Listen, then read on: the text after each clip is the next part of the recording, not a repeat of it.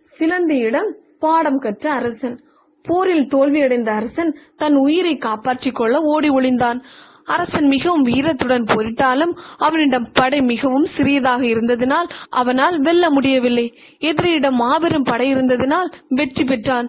தோல்வியுற்ற அரசனை கொலை செய்யுமாறு அவனை வென்ற அரசன் கட்டளை பிறப்பித்தான்.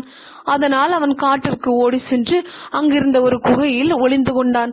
தோல்வி கண்ட அரசன் மிகவும் மனவருத்தம் கொண்டான். மனச்சோர்வினால் துணிவிழந்தான். ஒரு நாள் சோம்பலுடன் அரசன் குகையில் படுத்திருந்தான்.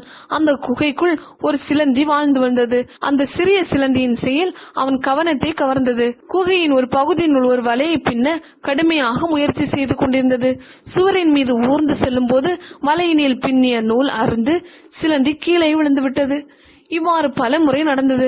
ஆனாலும் அது தன் முயற்சியை கைவிடாமல் மறுபடியும் முயன்றது.